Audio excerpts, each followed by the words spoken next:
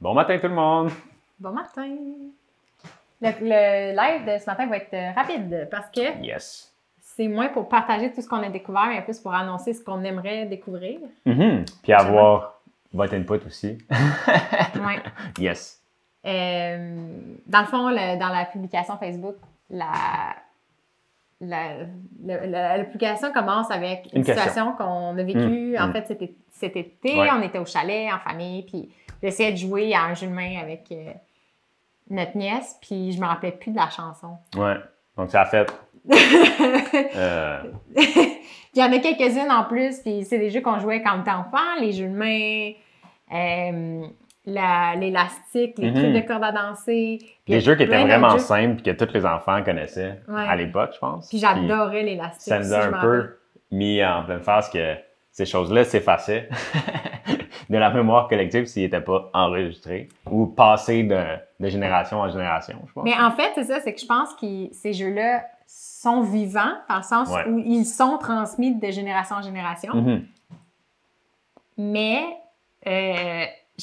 comme adulte, un petit vent de nostalgie me donne envie de revenir à ça, de me remémorer ça, puis de le numériser, puis de comprendre aussi comment les enfants jouent aujourd'hui.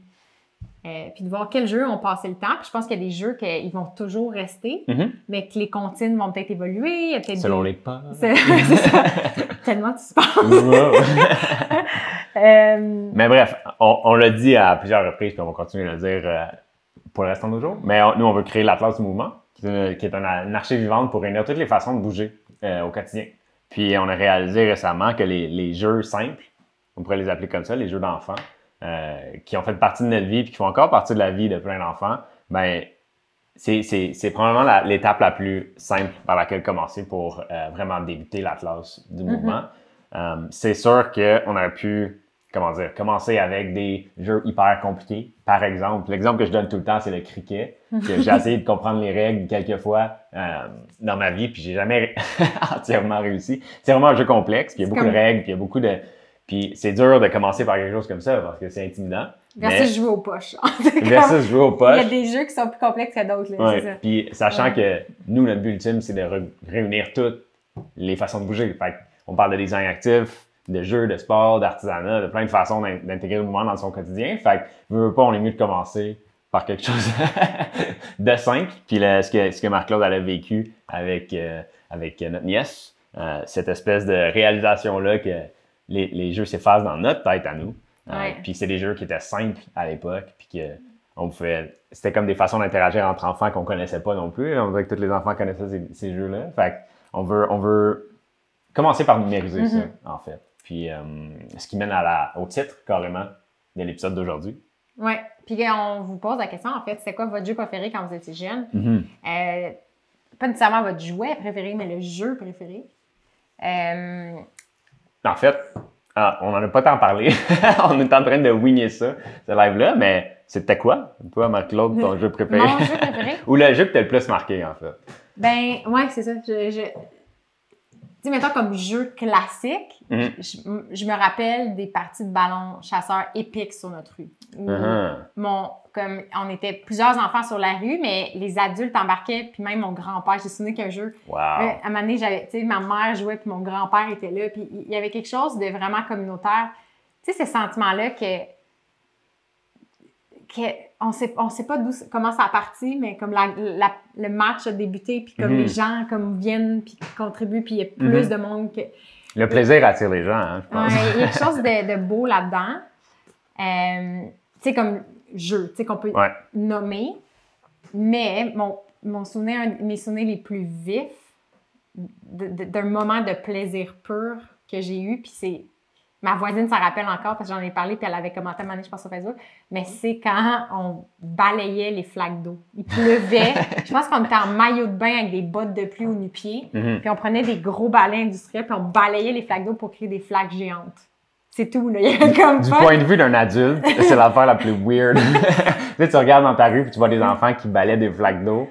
C'est très weird, mais dans l'univers d'un enfant, où ce que... c'était tellement fun de voir la flaque grandir. Tu sais, c'est de l'eau d'asphalte là, avec du sable dedans, puis elle était pas propre, mais tu sais, on s'en foutait, là. Fait que c'est un peu cette énergie-là aussi, on va pas aller mettre cette activité-là dans la classe. Mais c'est plus l'énergie, l'énergie liée à cette activité-là, le plaisir, la simplicité, puis ramener ça dans le monde de l'activité physique, que nous on appelle plus le mouvement, mais de ramener ce sens-là aux activités où oui, ça peut être de créer, oui, ça peut être de vivre, mais ça peut être de jouer aussi, simplement. Exactement. Puis, de ramener ça dans le mouvement en général. Je pense que c'est dur de parler de jeu quand on est adulte parce qu'on va se le dire, le jeu. On est sérieux, on est des adultes. Le jeu, c'est important, puis apprendre par le jeu. Puis c'est, on dirait, une pilule difficile à faire comprendre à des adultes. Mais quand on se fait... Moi, quand je me fais poser des questions sur mon enfance, on dirait que ça me donne le droit de redevenir un enfant, puis ça me rappelle que c'est encore en nous cette capacité-là d'émerveillement. Puis c'est quelque chose qui est là depuis le début avec Renard, en fait. J'en ai parlé quelques fois, mais initialement, ça l'avait parti avec une maman de 3 gars, puis sa façon d'être mère me rappelait comment ma mère agissait avec nous. On avait beaucoup de liberté pour jouer librement.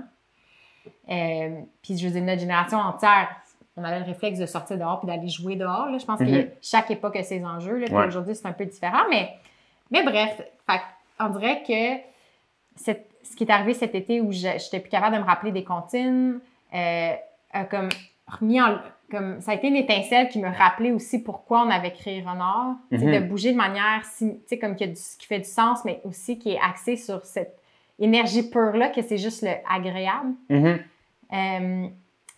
Puis, je suis pas à mes idées, mais en tout cas, mais oui, c'est ça. Puis, tu sais, de se dire, mais on peut en parler dès maintenant. Tu sais, on peut revenir à ça, mais adresser les jeux que, tu sais, ces jeux-là qu'on sait pas d'où ils viennent. Comme Vince, il dit, c'est transmis oralement, on saura jamais qui a inventé le ballon chasseur. Qui a inventé la comptine, un éléphant se balançait. Genre, tu sais, c'est... l'araignée. Tu sais, on se souvient tous de ces... ça a laissé des traces. C'est ça qui est drôle aussi. Mais... Hey, ça va faire 30 ans que j'ai... Non, 25 ans que j'ai pas dit ce que je viens de dire là. C'est encore là, enfoui dans mon cerveau. C'est fascinant. Puis, c'est ça. Fait qu'on parle de jeux actifs. Tu sais, je suis en train de me demander est-ce que je vais mettre les POG dans le palmarès, peut-être. Oh, les POG. Pour ceux des années 90, les POG étaient très intéressants comme jeu dans la cour d'école. C'est ça. Fait que là, je suis curieuse de se dire, OK, bon, qu'est-ce que vous jouiez à quoi vous jouiez quand vous étiez jeune? D'aller explorer aussi qu'est-ce que les enfants jouent, à quoi les enfants jouent aujourd'hui. Qu'est-ce qui est similaire avec comment nous on joue? Je pense qu'il va y avoir des constantes. Là, les jeux avec des cordes, des ballons, des balles, des petits objets, rien du tout. Genre de la craie à terre ou whatever. Puis de faire de voir au Québec, en fait, puis comment ça parle de notre culture puis de notre histoire, puis éventuellement aussi aller voir comment les enfants jouent ailleurs dans le monde. Ouais. Voir comment ces traditions orales-là ou les principes de ces jeux-là, comment ils sont adaptés ailleurs dans le monde, si on veut. Là. Un jeu de balles que tu lances, il y en a plein ici, mais il y en a ailleurs dans le monde aussi. Exactement. Puis quelle forme ça a pris? Parce que c'est ça, notre hypothèse, c'est qu'il y a des jeux qui vont être vraiment similaires, qui vont avoir des principes, que ça va avoir émergé partout dans le monde sans que ces enfants-là se soient jamais parlé, parce que je pense que c'est ça, c'est un héritage de l'humanité, là, de s'être passé des jeux comme ça. Fait que je pense qu'il va y avoir des choses communes entre les différents peuples. Mais je pense aussi qu'il va y avoir des différences, des nuances culturelles, puis ça, je trouve ça beau aussi. De se dire comment ça nous rappelle l'enfant en nous, puis qu'on est capable de voir chez tout le monde, peu importe le pays. Ça me rappelle tellement, j'ai fait une trek au Népal il y a quelques années. Puis on allait un peu dans des villages qui c'était pas touristique, disons. C'était un peu reculé, puis c'était même pas une trek officielle. Là, c'était vraiment se prenant des villages. Puis je me rappelle qu'on est arrivé dans un village à un certain moment, puis ce qui m'avait marqué, c'est qu'il y avait un groupe d'enfants qui jouaient avec une vieille gougoune puis des roches. Puis ils s'étaient fait un jeu autour de ça, tu sais. Puis ils éclataient de rire. Comme c'était tellement pur comme chose qu'il y avait tellement rien. Tu sais, c'était pas des Transformers qui shootaient des lasers puis non, c'était juste comme des roches puis une vieille gougoune. Puis il y avait tellement de fun que tu sais, on dirait que ça revient à ça, tu sais, on veut ramener cette énergie là, on va le dire plusieurs fois, mais dans le mouvement puis dans l'activité physique en général, tu sais, que ça soit le fun, que ça soit pas un poids qu'on traîne sur notre conscience, mais que ça soit quelque chose qu'on a envie de faire. Puis de se donner, puis éventuellement de voir comment ça peut nous nourrir maintenant comme adultes. Ouais. Puis ayez pas peur pour le vrai de nous shooter des jeux vraiment weird, comme le jeu de Marie-Claude qui a balayé la rue. Ben moi, ça m'intéresse aussi de savoir, ça nous intéresse en fait de savoir ces jeux-là, puis d'en savoir plus sur ces moments-là que vous avez vécu. Puis ça nous permet aussi de faire des liens avec des jeux ou d'autres activités. Fait que ça peut être des jeux structurés, disons, appelons-le comme ça, ou plus, comment dire? Genre qu'il y avait une certaine forme des règles que plusieurs enfants jouaient comme... Ouais, tu pouvais jouer avec des enfants qui venaient pas de la même rue, mettons. Ou ça peut être des jeux de rue, où c'est juste votre rue qui jouait à ça, puis ça peut être weird, tu sais. Des jeux d'une famille, c'est ça. Puis il y a aussi, c'est ça, il y a des familles qui vont avoir leur propre univers aussi. Je sais pas si vous avez déjà fait ça, à l'époque que Fort Boyard était dans son prime time, ma mère elle avait une banque avec plein de scènes noires, puis...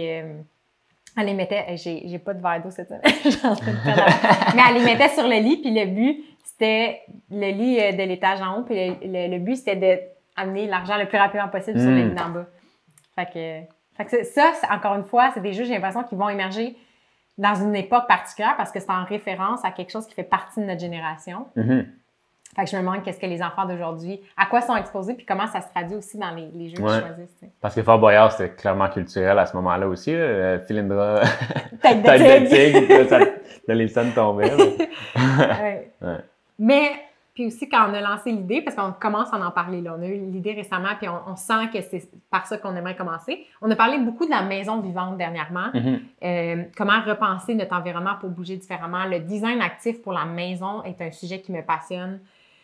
On teste toujours plein d'affaires ici, mais on se rend compte que on a encore plusieurs années devant nous avant que certains principes de design actif pour les maisons fassent vraiment partie que ce soit grand public. Fait qu'on va continuer ce travail de recherche-là. Mais en parallèle, pour nous, les jeux d'enfants, ça nous semble comme plus accessible. Puis je pense qu'on en a besoin en ce moment de simplifier les choses. De ramener un peu de joie puis de vivacité dans notre quotidien. Puis l'enfant, c'est bon pour ça. Fait quand on partageait cette idée-là, je me rappelle plus c'est qui, mais quelqu'un nous a dit, moi, mais les enfants jouent plus dehors aujourd'hui. Un pincement au cœur parce que statistiquement, les enfants jouent moins dehors. Mais je pense que là où ça va ramener de l'espoir, c'est que je pense que ces jeux-là sont encore vivants. Ils sont pas sur le point de s'éteindre complètement. Les enfants jouent encore, puis je veux aller à leur rencontre. Puis je veux qu'un enfant m'enseigne comment il joue. C'est ça qui est beau aussi, là, de renverser le rôle. Là, la position, c'est pas comme les adultes vont montrer quelque chose, mais l'enfant va nous apprendre quelque chose.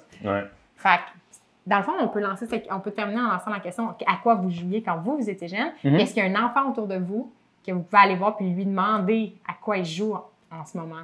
Puis là, on pose la question live, mais on va lire tous les commentaires. Vous pouvez même nous envoyer un courriel allo@trenor.ca. C'est un appel à tous. Si vous voulez contribuer à l'Atlas, c'est un des moments pour le premier appel. C'est le premier appel parce qu'on va travailler là-dessus pour les prochains mois. Fait que on est accessible en tout temps au allo@trenor.ca. Puis suivez-nous. Dans le fond, on va poster des nouvelles. Puis s'il y a des choses qui vont passer à ça, ben écrivez. C'est le premier chapitre officiel, si on veut, de l'Atlas du mouvement. C'est excitant. Donc, merci d'avoir écouté. Puis on se voit la semaine prochaine. Même heure. Même poste. Philindra, tête de tigre!